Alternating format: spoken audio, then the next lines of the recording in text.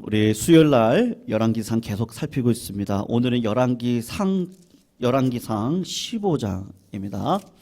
15장 우리 1절에서 8절까지만 우리 교독으로 읽을 때요. 유다 왕 아비암에 대한 내용입니다. 1절에서 8절 유다 왕 아비암에 대한 내용. 1절에서 8절 열왕기상 15장 1절에서 8절 구약 540쪽 있습니다. 같이 교독으로 읽고 8절 마지막 절 함께 읽습니다. 1절 읽습니다. 느바세 아들 여로보암 왕 18째 해에 아비암이 유다 왕이 되고 예루살렘에서 3년 동안 마아가요 아비살롬의 딸이더라.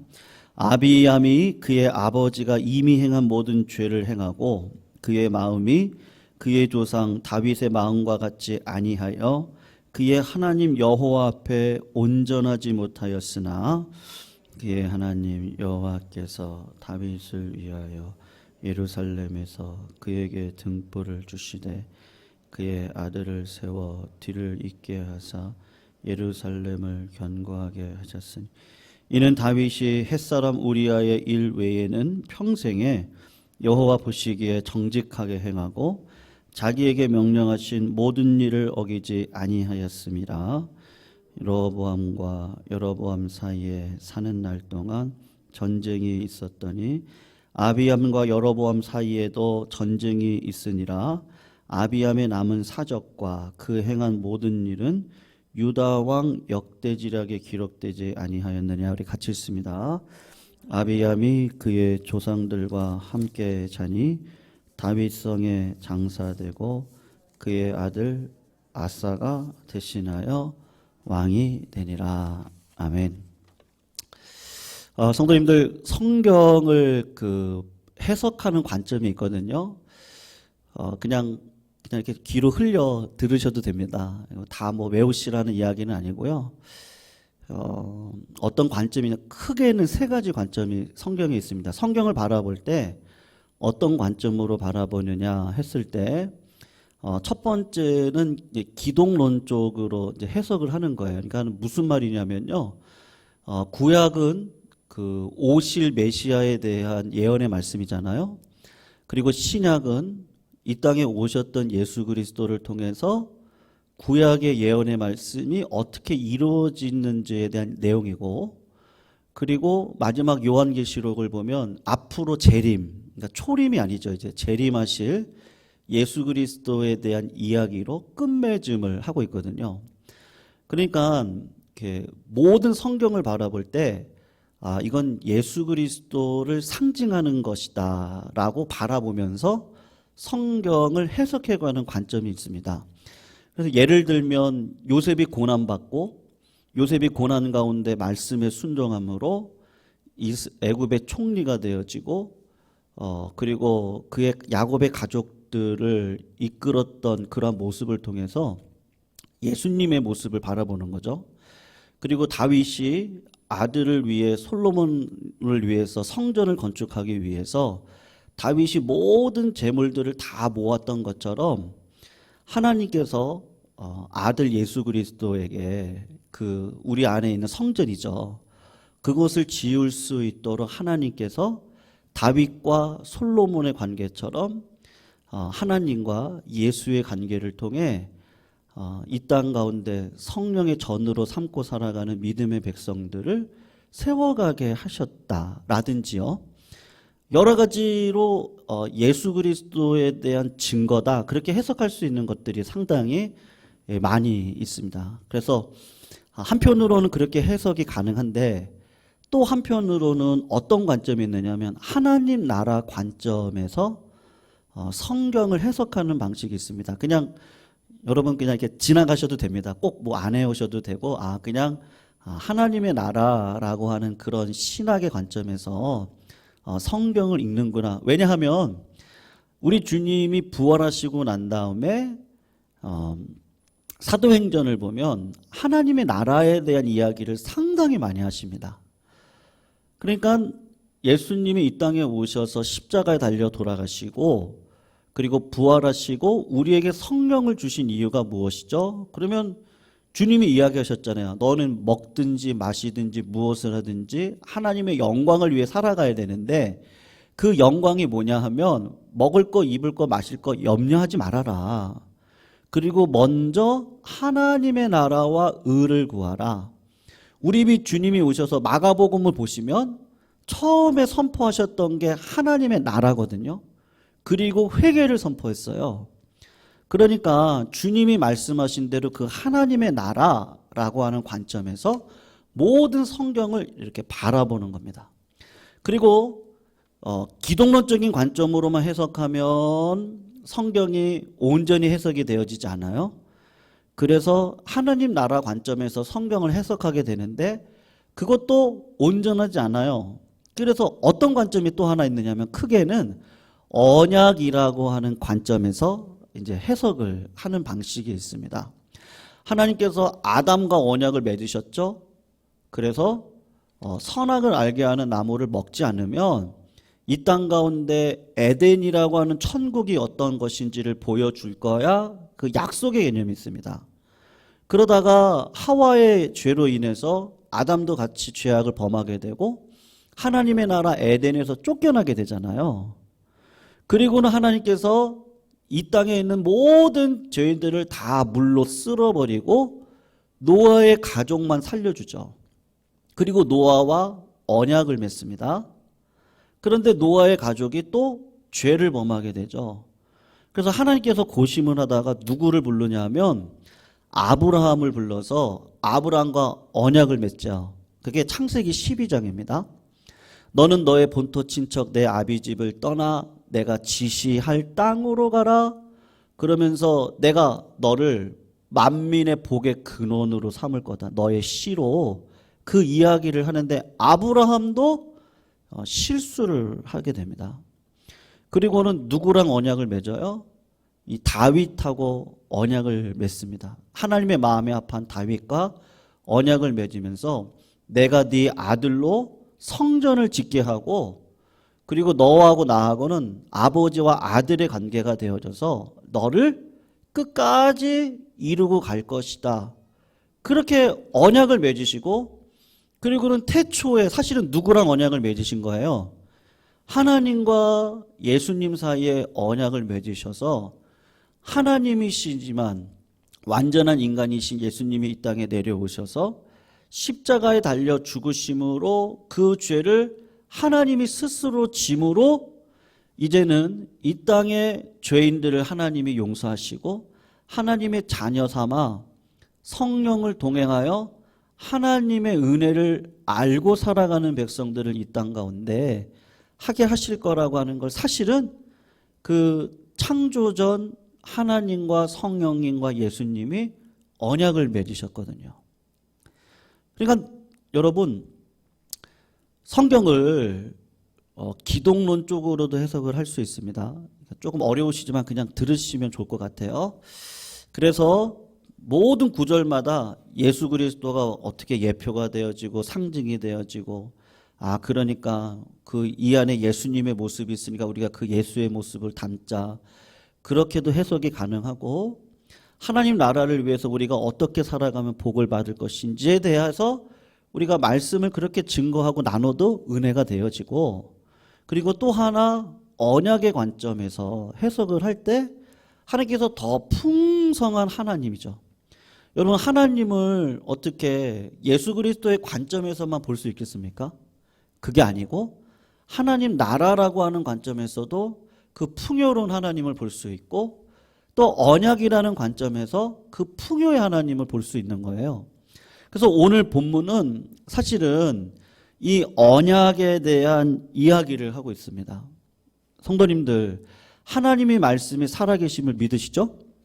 아멘이시죠? 하나님의 말씀은 살았어요. 운동력이 있습니다. 그래서 그 하나님의 말씀은 날섬 검과 같아서 지금도 신학자들이 영하고 혼 이거를 가를 수 있느냐 없느냐, 그 다음에 영과 혼과 육 이 세 가지를요 가를 수 있느냐. 그러니까 3분법, 2분법으로 지금도 논쟁이 많거든요. 근데 히브리서에 나와 있는 말씀은 그 말씀이 살아서 운동력이 있어서 영과 혼을 가를 수 있고요. 그 다음에 관절 속에 이 뼈하고 그 물른 거 있죠. 그거는 지금도 완벽하게 이렇게 경계를 내릴 수 없다고 의사 선생님들이 이야기를 하시거든요. 관절과 골수를 가른다? 그건 지금도 불가능하다고 이야기를 합니다. 정확하게 가른다는 건. 근데 말씀은 그렇게 가를 수 있다고 성경이 이야기를 하고 그 말씀의 언약대로 살아가는 자에게 하나님께서 무슨 복을 주십니까? 큰 복을 주시는데 은혜의 복을 주시죠. 은혜의 복을 받으면 어떤 일이 일어나죠? 상황은 변함이 없어요. 어렵고 힘든 상황은 그대로 있습니다. 근데 어떻게 하세요? 넘어가게 하시는 은혜를 주시죠. 그냥 상황은 그대로고 문제점도 그대로고 내가 변하지 않는 것도 그대로인데 참 신기하게도 하나님께서는 말씀을 붙들고 살아가는 자에게 은혜의 파도를 주셔서 그 파도가 눈 딱 감고 일어났는데 하나님이 다 하신 거예요. 문제는 그대로였어요. 변한 건 없어요. 근데 하나님이 다 이렇게 넘어가게 하시는 거죠. 넘어가게.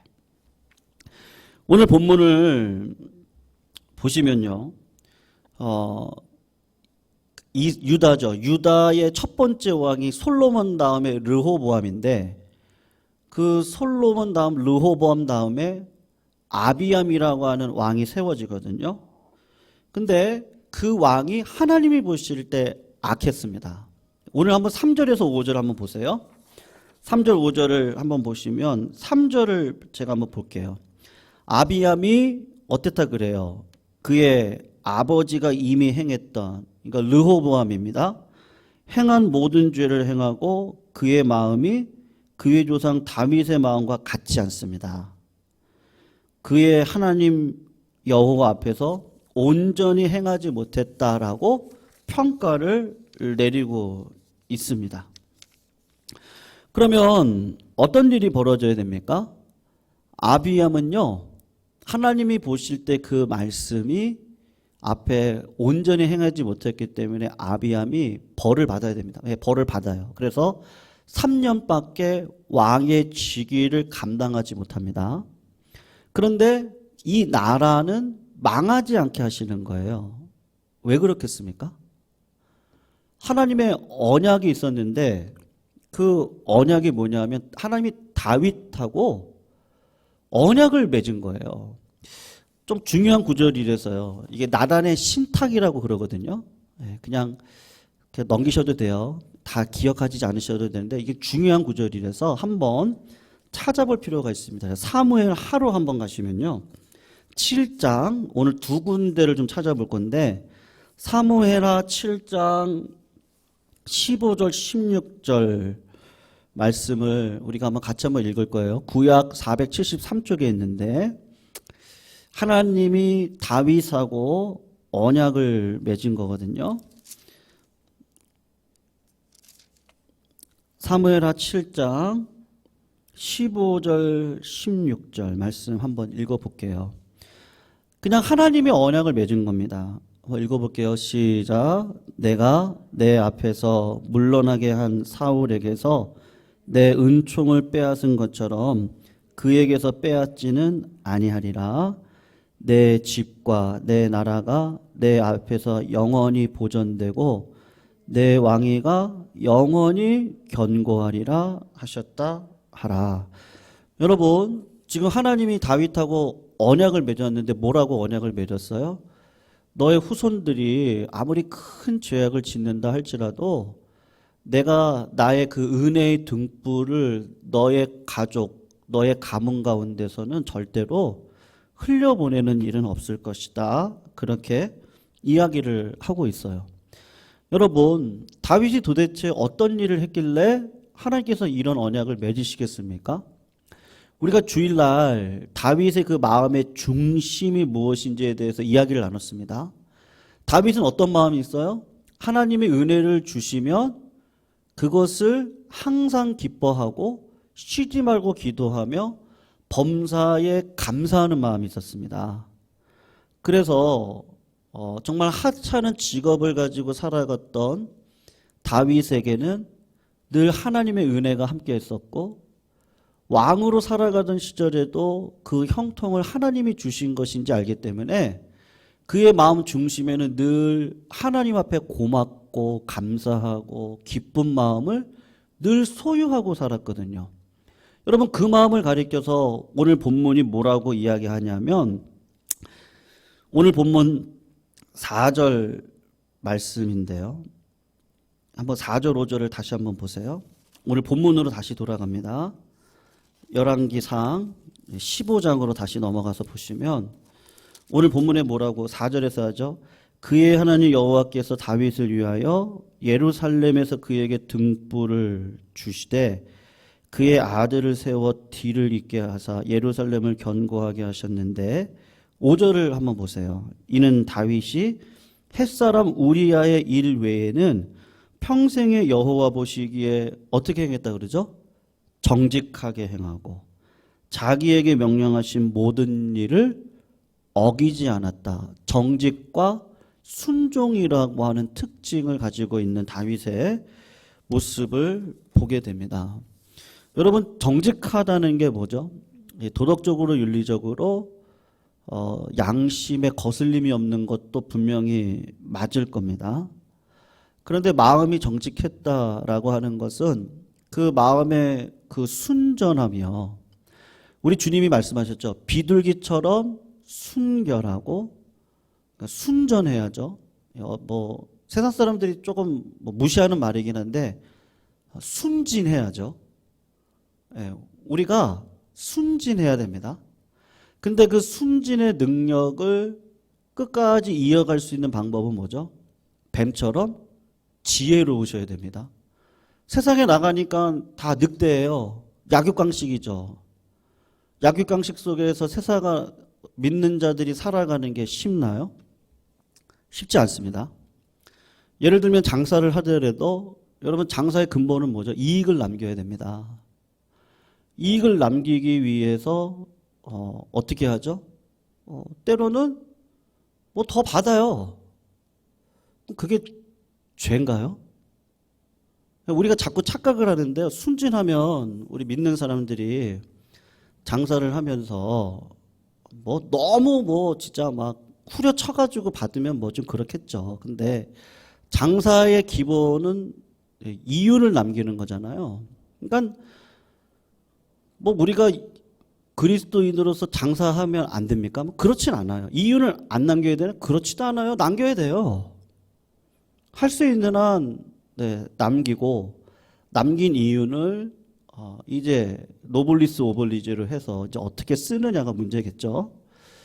어쨌든 지혜의 방법들이 꼭 있거든요. 근데 그 순전함을 끌어가는 방법은 뱀의 지혜를 가지고, 뱀이라고 이야기를 했지만 하나님께서 주시는 지혜를 가지고 그 순전함을 끝까지 끌고 가야 되는데, 다윗에게 있었던 게 뭐예요? 다윗은 군인이었고 손에 피를 많이 흘렸던 자였습니다. 그리고 어떻게 보면 가난한 자였어요. 무시당하는 자였는데 갑자기 왕으로 올라가면 왜 그거 있잖아요. 옛날에 내가 이루지 못했던 거, 그 목말랐던 거, 그 목마름을 이루기 위해서 더 악독하게 살아갈 수도 있었는데 다윗에게는 그런 마음이 없었단 말입니다. 왜 그랬겠습니까? 오늘 정직과 순종인데 늘 그 하나님 앞에 밧세바하고 범죄하고 난 다음에 하나님께 기도했던 게 뭐죠? 주께서 저에게 정직한 영을 주시고요. 그리고 또 하나를 간구했는데 뭐라고 간구했습니까? 성령을 내게서 떠나게 하지 말아 주십시오라고 이야기를 하거든요. 여러분, 정직한 영도 내가 가질 수 없습니다. 근데 하나님께 구하면 하나님이 주십니다. 구하는 자에게 주십니다. 구할 때 하나님께서 응답하시고, 주실 때 무엇으로 역사하시죠? 내 안에 계시는 성령님이 나를 위해 중보하시고 나를 위해 탄식하시고 나를 위해 기도하시고, 그래서 우리가 기도하다 보면 이것이 이게 이런 방식으로 되어지겠구나라고 하는 확신이 언젠가 들어요. 그리고 하나님은 여전히 이 고난 속에 나를 두신 이유가 분명히 있구나, 그것도 알아요. 그럴 때 어떤 마음이 생기죠? 이게 순종의 마음이 생기는 거거든요. 믿음이라는 게 뭐예요? 우리가 지난 금요일 날 배웠는데요. 참된 믿음은 나의 긍정적인 사고에서 오는 게 아닙니다. 한번 해봅시다. 우리가 계획하면 다 이룹니다. 그걸 이루기 위해서 뭐 피도 눈물도 없이 하면은 이룰 수 있겠죠. 그리고 우리는 할 수 있습니다. 우리가 이렇게 하지 않았습니까? 할 수 있어요. 인간의 노력에 의해서 그렇게 할 수 있습니다. 근데 그것을 이야기하는 게 아니고, 신앙적으로 할 때 묻고 기도하다 보면 하나님이 뭘 주시죠? 말씀을 주시잖아요. 그 말씀이 나에게 떨어져요. 근데 그 말씀은 꼭 어떤 성격을 가지고 있습니까?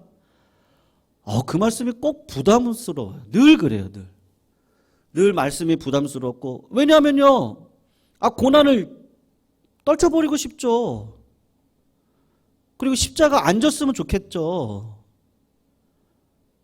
그리고 누가 광야의 삶을 원하겠습니까? 가나안 빨리 들어가면 좋겠고 내 손이 수고한 대로 떡을 먹고 누리면 더 좋겠는데, 하나님은 자꾸 내 마음을 간섭하시고 부인하라 하시고 십자가를 지라고 하시는 그 자리에 딱 쓸 때, 그때 우리 마음 가운데 뭐가 있습니까? 그 순전함을 잃어버리지 않고 하늘의 지혜를 가지고요. 똑같다니까요, 성도님들. 문제는 똑같아요. 문제는 그대로 있어요. 여러분, 사람이 바뀝니까? 안 바뀝니까? 참 중요한 문제인데요. 안 바뀌어요. 저도 보면 어쩌면 이렇게 안 바뀔까, 제가. 무슨 말을 제가 보면, 우린 죄인이거든요. 하나님의 은혜가 아니면 그때 하나님이 나에게 성령의 격발로 나를 격동시키고 내 마음을, 사랑의 마음을 주시고 품을 수 있는 마음을 주시고, 그래도 하나님의 뜻이 이것이지 알아먹을 수 있는 지혜를 주시니까 내가 그냥 그 시기를 믿음으로 가는 거죠. 지내놓고 와서 보면 다윗도 똑같거든요. 다윗도 남자잖아요. 네. 왜 육신의 정욕이 없겠습니까? 그럼 뭐 여자면 없습니까? 여자도 똑같죠. 다 사람인데요. 정욕이 다 있거든요. 그게 아닌 것처럼 하면 내가 자꾸 내 힘으로 의인 되려고 하는 거죠. 사실은 그렇지 않거든요.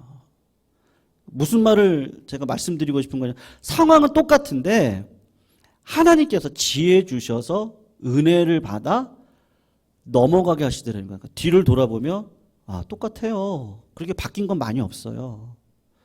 근데 뭐만 있는 거예요? 하나님이 하고 계시는 건 있거든요.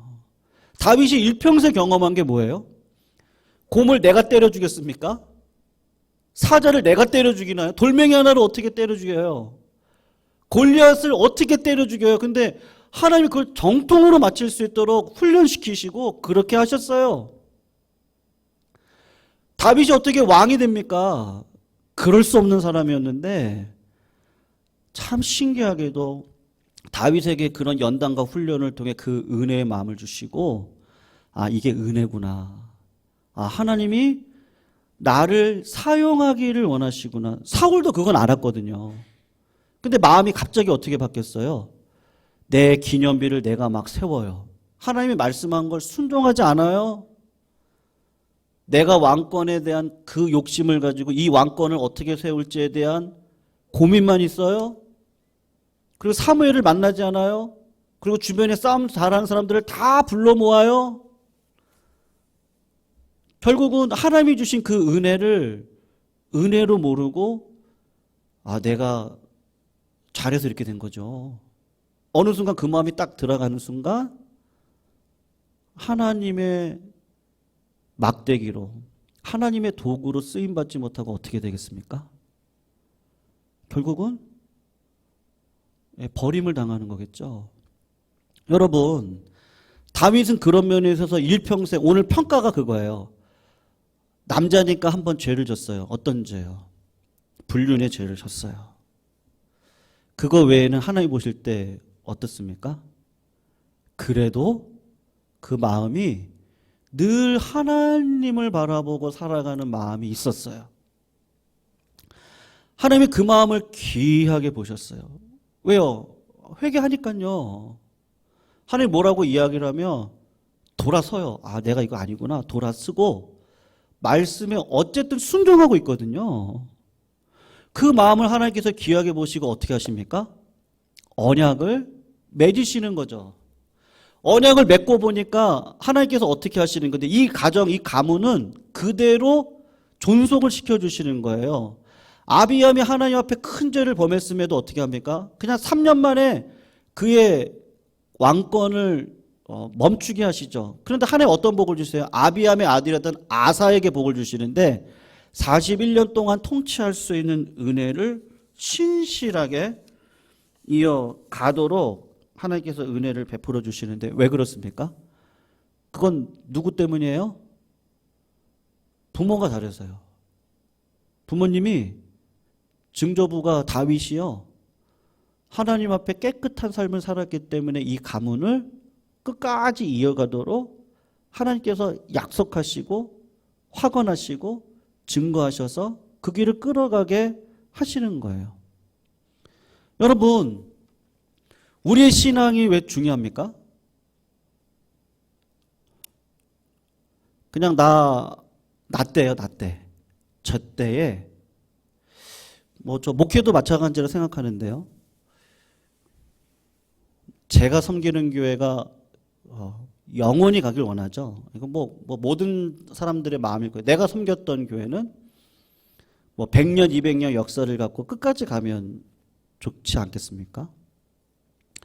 지금을 위한 게 아니죠. 그러니까 지금이 아닌 앞으로 20년, 30년, 100년을 바라보면서 내가 오늘 하루를 어떻게 살아가야 될지를 보면 누구를 보시면 되겠어요? 다윗을 보면 되지 않을까요? 그러니까 다윗이 했던 일이 그냥 그 정직한 마음이요. 하나님 앞에 그 순전한 마음을 그래도 잃어버리지 않고 하늘의 지혜, 늘 기도했잖아요. 하나님 앞에 물어보고 하나님이 응답을 하시면 그 말씀대로 순종해서 그 자리까지 갔는데 보니까 바뀐 게 뭐가 있었어요? 사울왕도 여전히 사울왕이었어요. 여전히 다윗을 죽이려고 쫓아다녔어요. 왕이 되고 난 다음에도요, 압살롬부터 시작해가지고 모든 사람들이 다 들고 일어났죠. 그러니까 상황은 바뀌지 않아요. 늘 어려웠어요. 근데 누가 세워주셨어요? 하나님이 세워주시잖아요.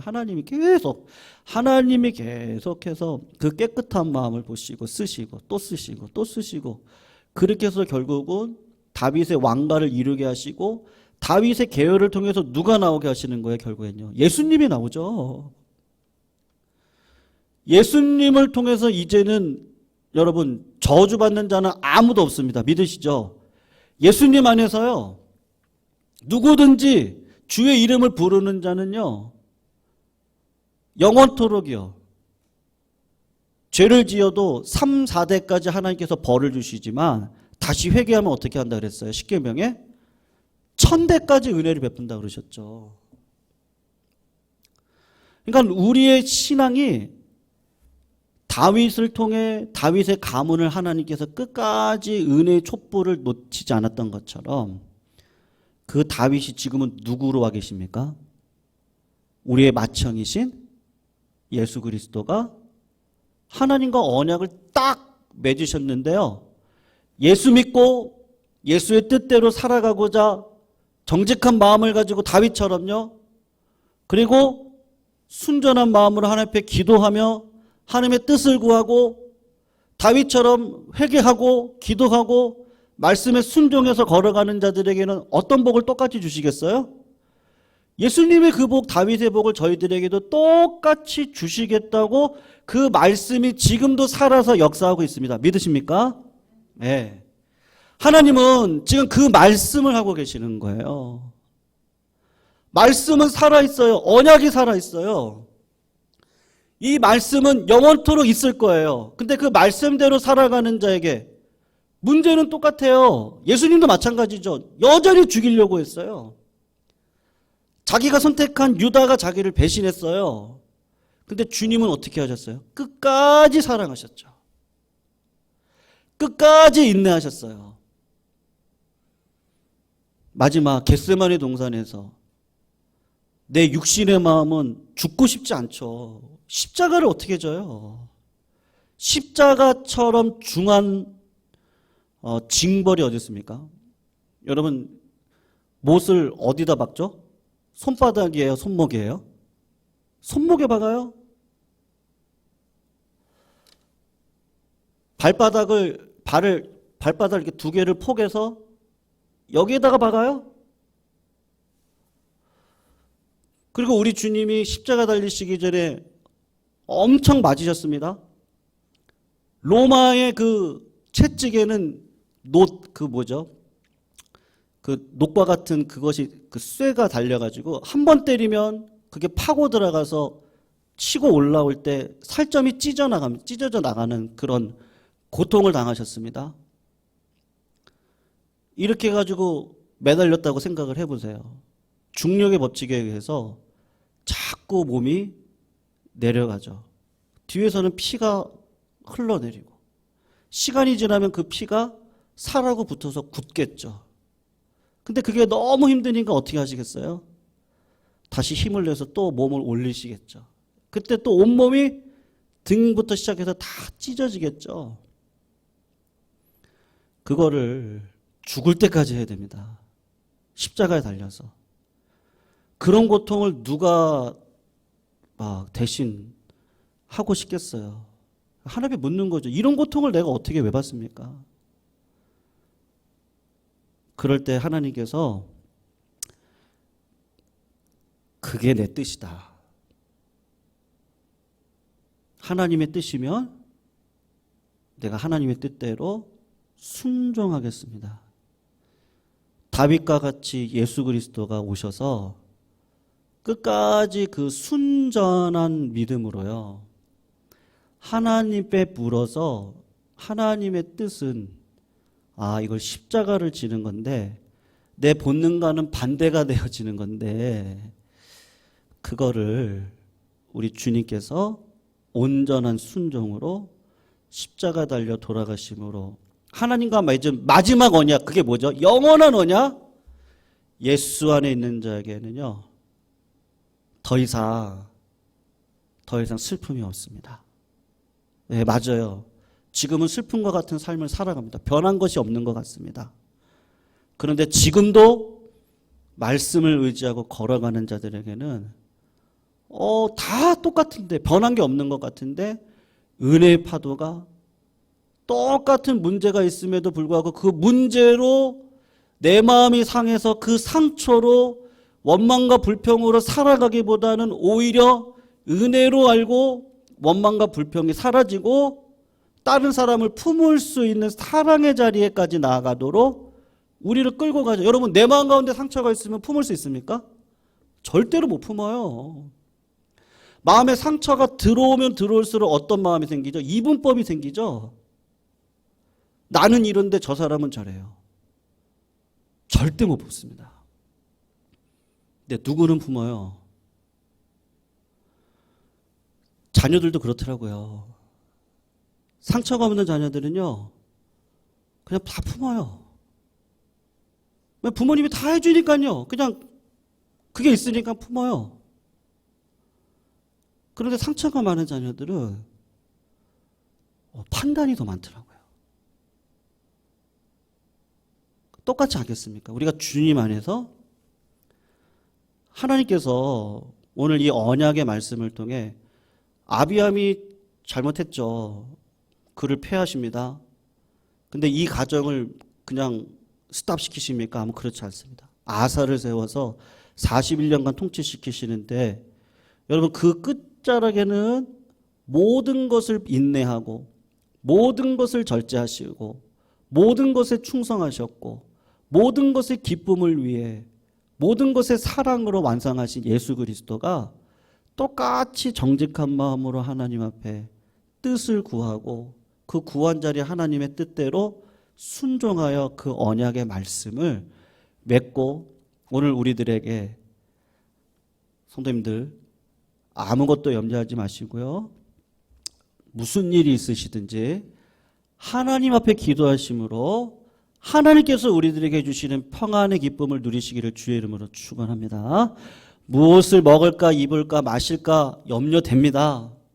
그러나 그럼에도 불구하고 내가 하나님의 백성으로서 하나님의 그 의를 가지고 그 순전하며 그걸 놓치시는 순간 어느 순간 말씀의 칼을 가지고 어떻게 하고 있어요? 여러분 베드로를 보면 뭐라고 얘기하죠? 너희는 왕 같은 제사장이라 그러죠. 왕 같은 제사장이고 거룩한 백성이라 그러죠. 선지자 이야기는 하지 않습니다. 선지자직은 이제 사라졌거든요. 하나님께서 우리들에게 주시는 이 말씀의 검으로 나를 찌르시고 내 안에 암과 같은 더러운 것들을 제거하시고 그리고 내 마음이 순전한 마음이 되어져서 하나님께서 기뻐하시는 그 사랑의 열매를 맺는 길은요, 지름길이 없더라고요. 똑같은 상황인데 그 상황 속에서 주님 말씀하시면 그대로 순종하고 걸어가며 주님의 마음을 놓치지 않기 위해서 오늘도 그 말씀 앞에 제가 금요일날 말씀드리지 않았습니까? 제가 우리 김창환 이사님 그 병상 가운데 회개하셨다고 하셨을 때 저 개인적으로 좀 부럽더라고요. 하나님께서 나에게도 좀 그런 좀 울면서 좀 회개하는 마음을 좀 주시면 좋겠다. 하나님 제 마음을 좀 만져주시면 좋겠다. 다시 한번 그 뭐라고 할까요? 그 목회 초년 시절의 그 열정, 또 하나님께서 그 새롭게 부어주시는 그 성령의 은사, 그 기쁨, 그 모든 것들을 좀 하나님 좀 그런 마음을 좀 주시면 좋겠다. 뭐 이런 마음이 들더라고요, 사실은. 여러분 우리들에게 필요한 건 바로 그 마음인데 이건요 하나님이 언약하셨습니다. 말씀하셨습니다. 우리가 말씀에 따라 순종하는 길, 그 길은 복의 근원 되신 예수 그리스도가 우리를 정직하게 그분을 바라보고 그분이 어떤 길을 가셨는지 똑같습니다. 우리도 상황이 바뀌진 않을 겁니다. 그런데 은혜로 넘어가게 하시고 넘어가게 하실 때 하나님께서 나를 쓰시는데 어떤 나를 쓰시겠어요? 깨끗한 저를 쓰시겠죠. 그러므로 오늘도 그 순전함을 잃지 않기 위해서 하늘의 지혜를 구하고 그 지혜를 따라 오늘도 순종할 때 하나님은 다윗을 쓰셨듯 예수님을 언약 가운데 두셨듯 우리를 그 언약 속에 두셔서 여러분 우리의 앞날이 평안 가운데 이끌어가게 하실 그 하나님이 반드시 살아계십니다. 어떻게 살아계세요? 말씀 가운데 살아계십니다. 오늘도 그 말씀 의지하시고 믿음의 길을 걸어가시는 거룩한 종들이 다 되시기를 축원하고 부탁드립니다. 오늘